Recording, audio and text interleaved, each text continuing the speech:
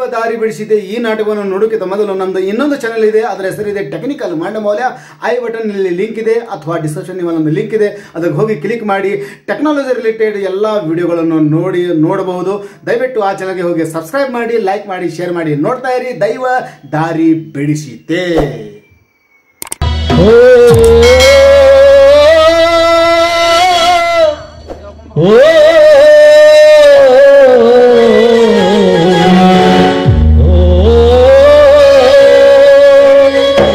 ನಗುತ್ತೈತಿ ದೈವಾಲಿ ಅಳುತ್ತೈತಿ ಜೀವಾಲಿ, ನಗುತ್ತೈತಿ ದೈವಾಲಿ ಅಳುತ್ತೈತಿ ಜೀವಾಲಿ, ವಿಧಿಯಾಟ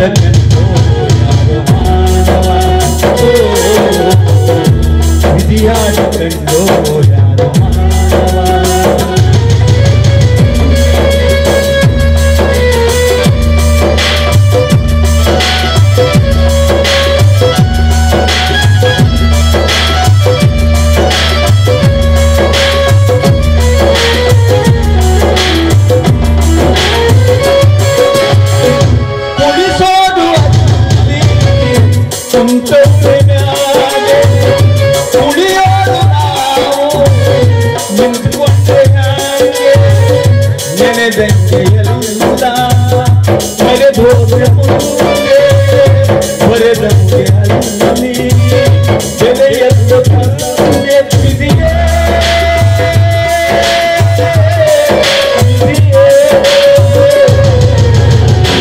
ವಿಧಿಯಾಟ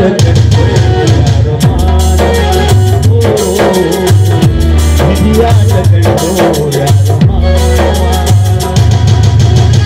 ನಗುತ್ತೈತಿ ದೈವಾಲಿ ಅಳುತ್ತೈತಿ ಜೀವಾಲಿ, ನಗುತ್ತೈತಿ ದೈವಾಲಿ ಅಳುತ್ತೈತಿ ಜೀವಾಲಿ, ವಿಧಿಯಾಟ ಕಂಡೋರು ಯಾರೋ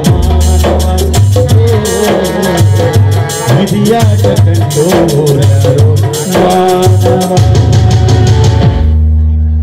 ಶಾಂತಿ.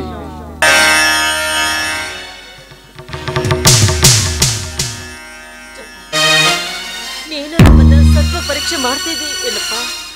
ಸತ್ವ ಪರೀಕ್ಷೆ ಅಲ್ಲ ತಾಯಿ, ಮಾನವ ಜೀವಿಯ ತತ್ವ ಪರೀಕ್ಷೆ.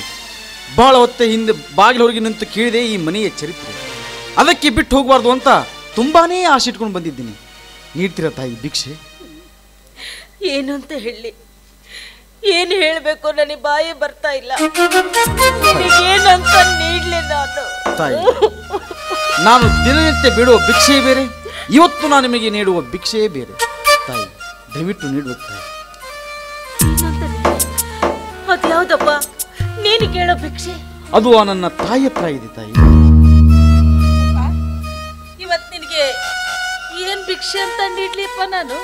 ತಾಯಿ, ಇವತ್ತು ನಾನು ನಿಮ್ಮ ಮಗನಾಗಿ ನಿಂತು ನಿಮ್ಮ ಪಾದ ಸೇವೆಯನ್ನು ಮಾಡುವ ಭಾಗ್ಯವನ್ನು ನನಗೆ ಭಿಕ್ಷೆ ನೀಡಬೇಕು ತಾಯಿ. ಹುಚ್ಚಪ್ಪ. ಹೌದು ತಾಯಿ. ಬೇಡಪ್ಪ ಬೇಡ ತಾಯಿ, ಈ ಪ್ರಪಂಚದ ಸಂತೆಯನ್ನು ಮುಗಿಸಿದ ನಿಮ್ಮ ಜೀವನದ ಅಂತ್ಯಕಾಲವಿದೆ. ಈ ಸಂತೆಯಲ್ಲಿ ನೀವು ಬರೀ ಕೈಯನ್ನುಂಡು ಸಾವಿನ ಸಮುದ್ರಕ್ಕೆ ನೋವಿನ ಸೇತುವೆ ಕಟ್ಟಿ ದಾಟುತ್ತಿದ್ದರೂ ಮಗನ ಕೈಯಾರೆ ಗುಟುಕು ನೀರು ಗುಟುಕಿಸಬೇಕೆಂಬ ಹಂಬಲೆ ಅಲ್ವೇ ತಾಯಿ? ನಿನ್ನ ಪವಿತ್ರವಾದ ಹೆತ್ತ ಬಡಲು ಈ ಪೃಥ್ವಿಗಿಂತ 100 ಪಾಲು ಮೇಲೆ. ಅದನ್ನು ತಿಳಿಯದ ತಿಳಿಗಡಿ ನಾಯಿಗಳು ನಾವು. ತಾಯಿ, ಮಗನ ಕರ್ತವ್ಯದರಿವು ನನಗಾಗಿದೆ. ದಯವಿಟ್ಟು ಇವತ್ತು ನಿಮ್ಮ ಪಾದ ಸೇವೆ ಮಾಡುವ ಭಾಗ್ಯವನ್ನು ನನಗೆ ಭಿಕ್ಷೆ ನೀಡು ತಾಯಿ. ಬೇಡ ಹುಚ್ಚಪ್ಪ, ನಮ್ಮ ಕಷ್ಟಕ್ಕೆ ನಾವೇ ಹೊಣೆಗಾರರು. ನಮ್ಮ ಕಷ್ಟದಲ್ಲಿ ನಿನಗ್ಯಾಕಪ್ಪ ಪಾಲು? ಬೇಡಪ್ಪ. ಯಾಕೆ ತಾಯಿ? ನಾನೊಬ್ಬ ಭಿಕ್ಷುಕ. ನನ್ನಿಂದ ಸೇವೆ ಮಾಡಿಸಿಕೊಂಡ್ರೆ ನಿಮ್ಮ ಮನೆಯ ಮರ್ಯಾದೆಗೆ ಕಲಂಕವೇ ತಾಯಿ. ಹಾಗಲ್ಲಪ್ಪ, ಹೆತ್ತ ಮಗನ ಕಡೆಯಿಂದ ಆಗದ ಕಾರ್ಯವನ್ನ ಆ ಭಗವಂತ ಪಡೆದ ಮಗನನ್ನು ಕಳಿಸಿದ್ದಾನೆ ಅಂತ ಕಾಣುತ್ತೆ. ಆಗ್ಲಿಪ್ಪ ಆಗ್ಲಿ. ತಾಯಿ, ಈ ನಿನ್ನ ಪವಿತ್ರವಾದ ಹೆತ್ತ ಬಡಲು ಈ ಪೃಥ್ವಿಗಿಂತ 100 ಪಾಲು ಮಿಗಿಲು. ಈ ಪಾಪಿ ಮಗನಿಗೆ ಬೇಡಿದ್ದನ್ನೇ ಭಿಕ್ಷೆ ನೀಡುವ ಈ ನಿಮ್ಮ ಉದಾರ ಹೃದಯಕ್ಕೆ ಶರಣು ತಾಯಿ, ಶರಣು. ತಾಯಿ, ಇದೀಗ ಹೋದ್ರಲ್ಲ ಡಾಕ್ಟರ್, ಏನ್ ಹೇಳಿದ್ರಮ್ಮ? ಇವರಿಗೆ ಮಾತ್ರ ಔಷಧಿ ತರೋದಕ್ಕೆ ಬರೆದು ಕೊಟ್ಟು ಹೋದ್ರು. ಹೌದಮ್ಮ, ಕೊಡಮ್ಮ, ನಾನು ತರ್ತೀನಿ. ನನ್ನ ಹತ್ರ ಇದ್ರಮ್ಮ, ನೀನು ಏನು ವಿಚಾರ ಮಾಡ.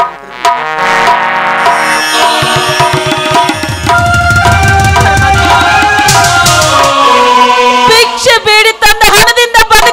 ಹೀಗಾಯ್ತೇನಪ್ಪ ನನ್ನ ಪರಿಸ್ಥಿತಿ. ಅಮ್ಮ ನೋಡಮ್ಮ, ಕೊನೆದಾಗಿ ನೀನು ನಾನೊಂದು ಮಾತು ಕೇಳ್ತೀನಿ, ನಡೆಸ್ಕೊಡ್ತೀಯ ತಾಯಿ? ಎಂತ ಪ್ರಸಂಗ ಬಂದ್ರು ಈ ಮಗತನ ಮರ್ಯಾದೆ ಬಿಡಮ್ಮ. ನನ್ಗೆ ಯಾಕ ತುಂಬಾ ಸಂಕಟ ಆಗ್ತಾ ಇದೆ, ನಾಲ್ಗೆ ಸೇರ್ತಾ ಇದೆ.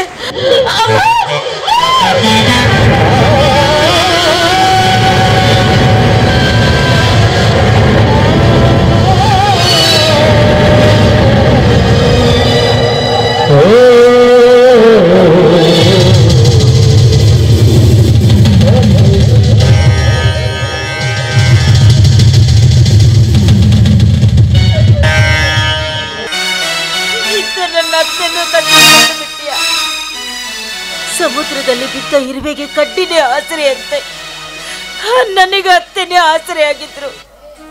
ಅವರನ್ನ ಬೆಳೆಸ್ಕೊಂಡು ನನ್ನ ಪರದೇಶಿ ಮಾಡಬೇಕು. ನಾನೇನ್ ಮಾಡ್ಲಿ, ನಾನೆಲ್ಲೂ ಹೋಗ್ಲಿ?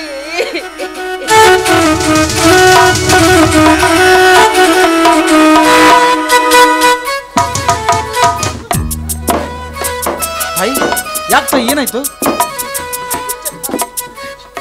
ಅತ್ತೆ ನಮ್ಮನ್ನೆಲ್ಲ ಬಿಟ್ಟು ಹೋಗ್ಬಿಟ್ರು.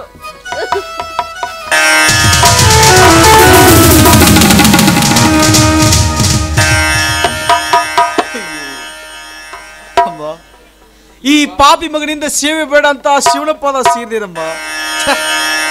ಜಲ ಹುಚ್ಚ, ನೀನ್ ಎಂತ ಪಾಪಿಷ್ಟನು? ಪುಣ್ಯವಂತರು ನೀಡಿದ ಭಿಕ್ಷೆ ಕೂಡ ನಿನ್ನ ಹಸ್ತಸ್ಪರ್ಶದಿಂದ ಅಪೂರ್ಣವಾಯಿತು. ಅದಕ್ಕೆ ಆ ಮಹಾತ್ಮರು ಹೇಳಿದ್ದು, ಪಾಪಿಯನ್ನು ಪ್ರಾಯಶ್ಚಿತ್ತ ಕಲ್ಲದೆ ಸತ್ಪತ್ರಕ್ಕೆ ಸಲ್ಲುವುದೇನಯ್ಯ ಅಂತ. ನಾಯಿ ಹಾಲು ನಾಯಿಗಲ್ಲದೆ ಪಂಚಾಮೃತಕ್ಕೆ ಸಲ್ಲುವುದೇನಯ್ಯ ಅಂತ. ತಾಯಿ, ಈ ನಿನ್ನ ಪವಿತ್ರವಾದ ಪದಕ್ಕೆ ನನ್ನ ಕೊನೆಯ ನಂಬರ